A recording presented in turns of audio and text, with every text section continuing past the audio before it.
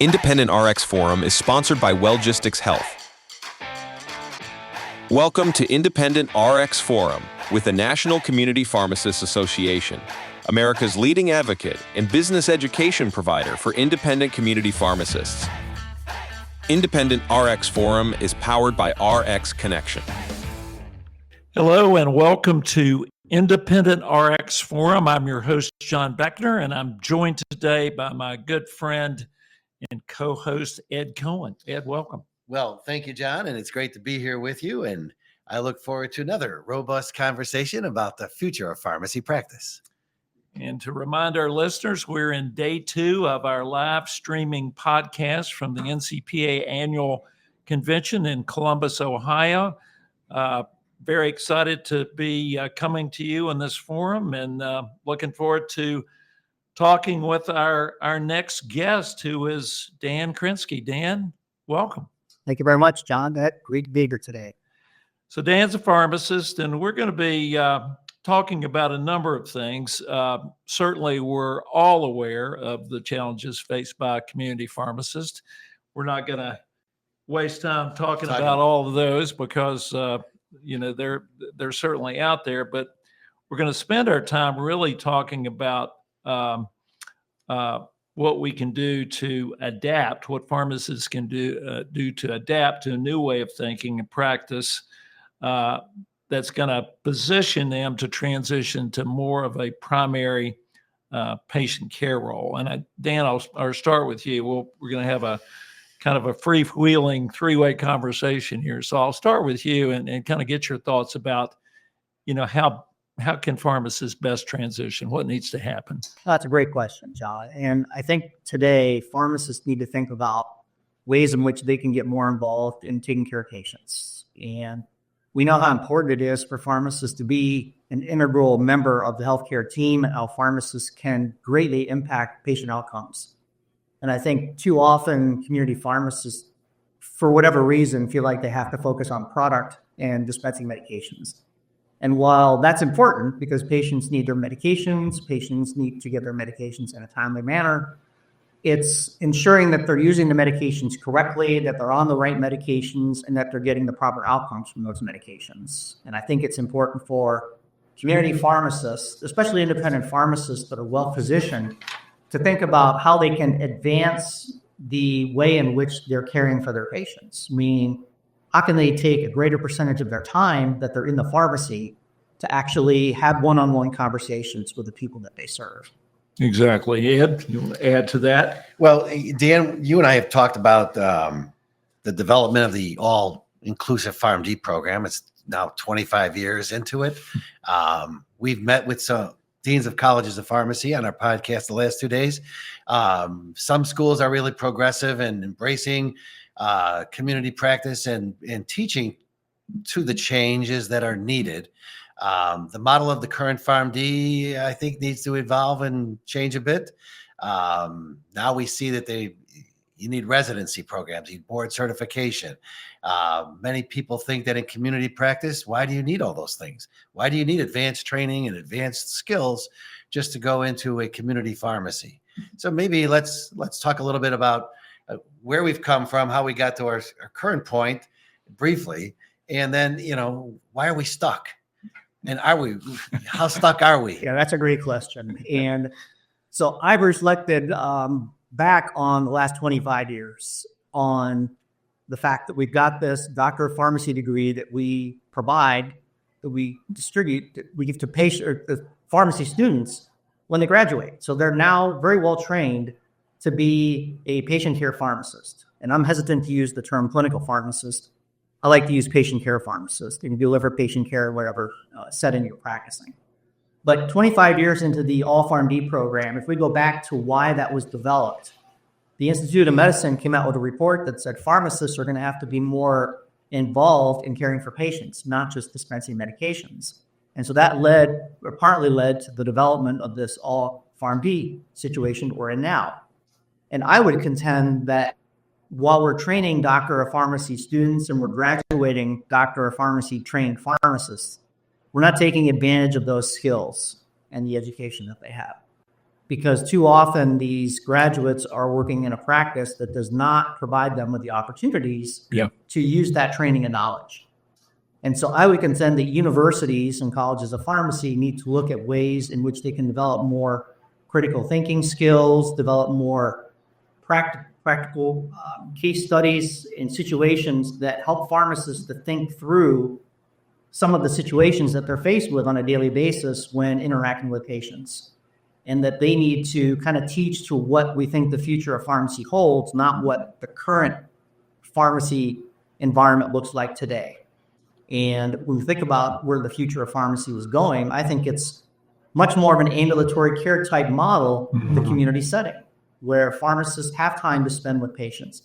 They're using their doctor of pharmacy training and knowledge and experiences to better care for patients. And so we need to think about ways in which we can take a look at what currently is the model of community pharmacy, whether it's independent, small chain, or whatever, and put pharmacists more out front with the patients in more of a clinic type setting where we're doing test and treat, where we're doing chronic care management, medication therapy management at a higher level.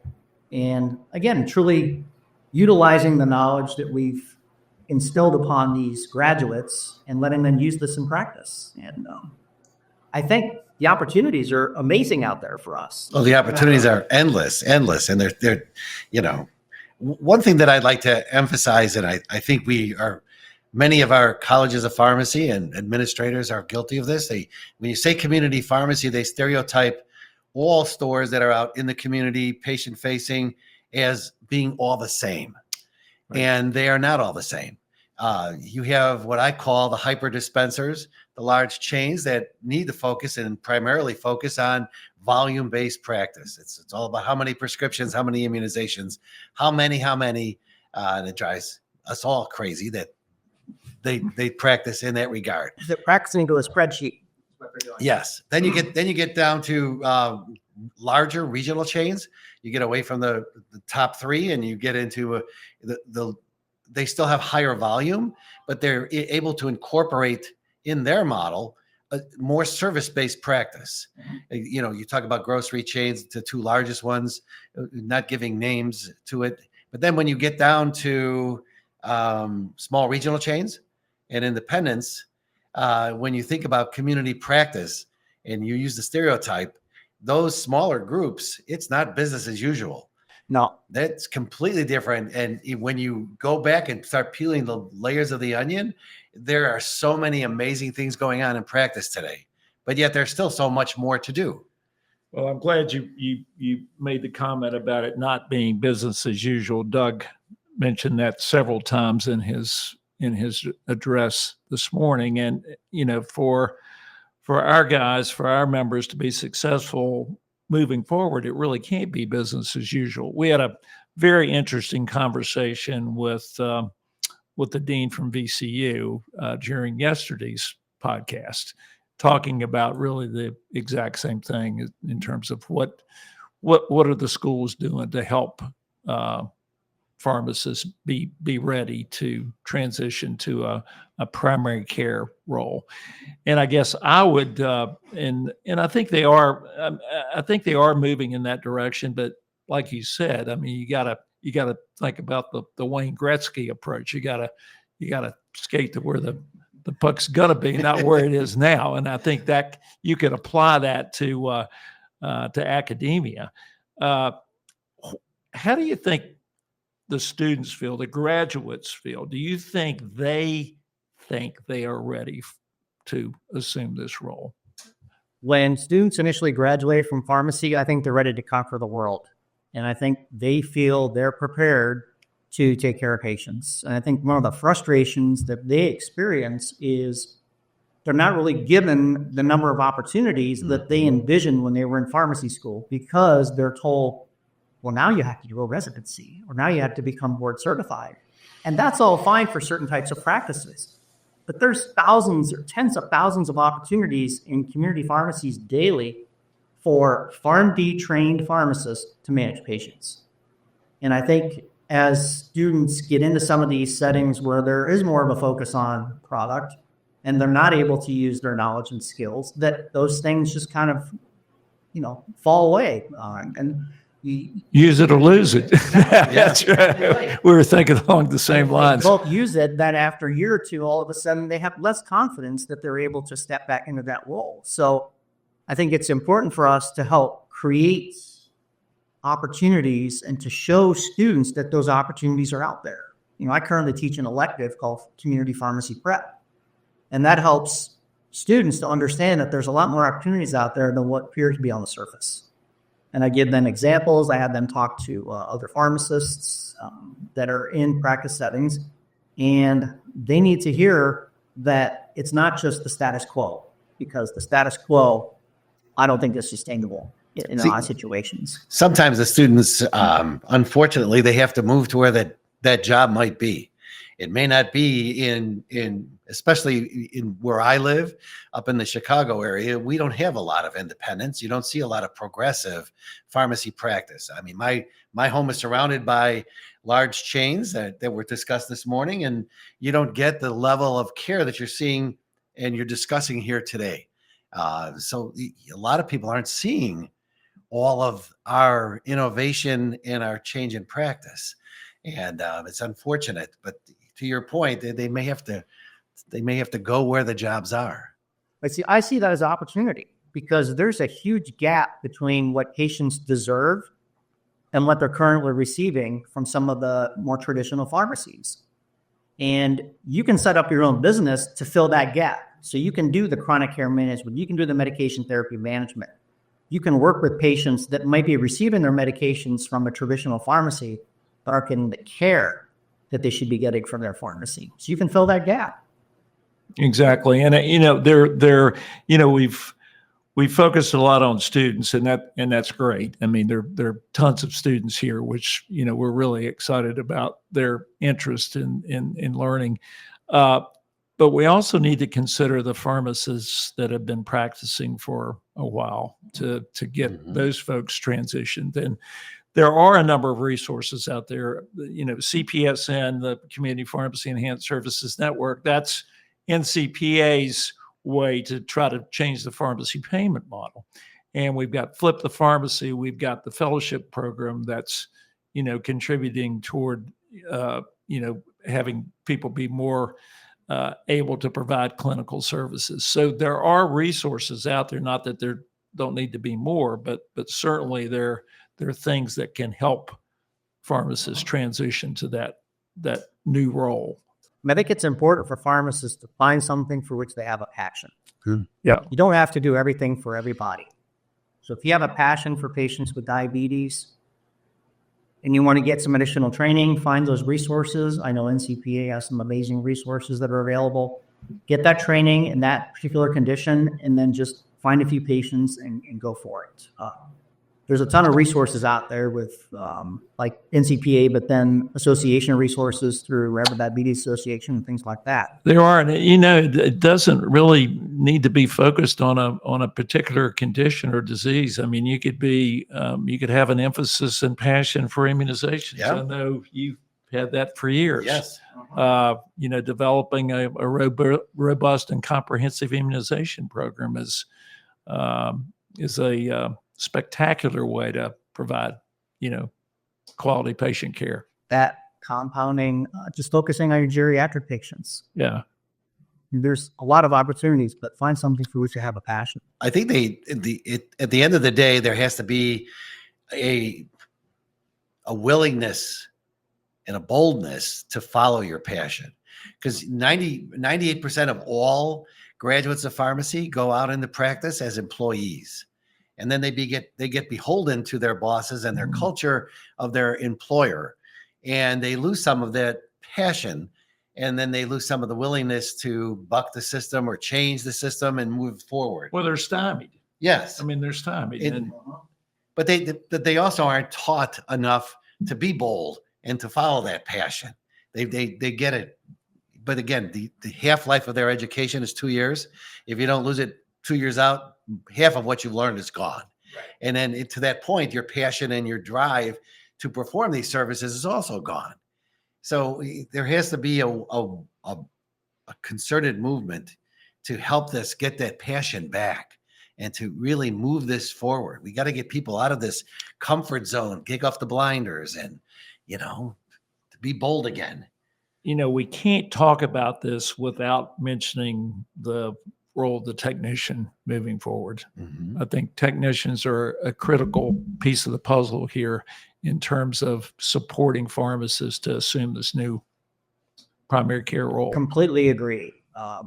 I have firsthand experience over many years of working in a community pharmacy where the technicians knew more of the patients than I did. And they had great relationships. And so they helped to navigate a lot of challenging situations. There's so much that technicians provide as far as value to a pharmacy practice. And again, it needs to be a team approach. You can't just see the pharmacist. It's got to be the pharmacist and the support staff and the technicians all working collectively for the same mission and the same goals, which is how can we, again, improve the level of care or quality of care we're providing to our patients. And technicians are so important. And you can't practice pharmacy and take care of your patients without technician support. Not at all. Impossible to do that. And I'm really excited that NCPA has really been proactive in promoting the role of the technician. We've had technicians speak at our annual meeting, and they've done a great job. There's a great presentation a couple of days ago on the ROI of support personnel. So I think the role of the technician is going to continue to expand. And it's more than just a technician now, because we're seeing a whole team of ancillary personnel with community health worker training, Yes, and other responsibilities. We're even training the delivery person to take on different roles and responsibilities in the community health arena. So it to your point, Dan, it's a team approach, and everyone's on board with the same mission and goals. Yes. I think another important point when you're thinking about expanding your practices, the whole revenue side. And it's great to say, I want to provide these services, but how do you get compensated for your expertise and time that you commit? And exactly. Talk about not being afraid to take big steps. That's another area where you cannot be afraid to take big steps to say, I might be creating a new business model that might not seem to be, accepted very well initially by some of my patients, but you get a few people to buy into, paying out of pocket or whatever it might be, working with employer groups, whatever. Like, there are great models out there now that support pharmacists being able to get into this patient care space and being able to generate revenue.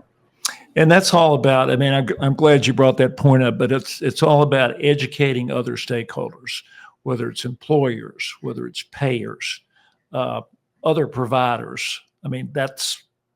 That all plays into this. Yes. Yeah. We have to educate the general public.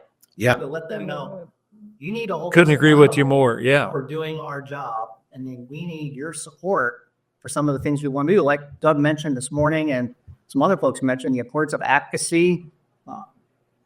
Now's the time we have to speak up and have our voice heard. We have to explain to people what our job, how expansive our job is. Because what they see us scurrying around in the pharmacy and filling prescriptions, but it's much, much more than that. And we need to make sure that they understand and know that too.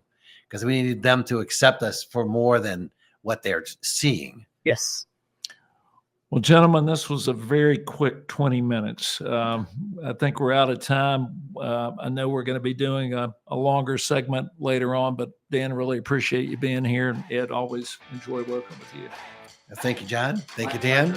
Yeah, Appreciate the opportunity. thank you. Thank you very much. Appreciate it.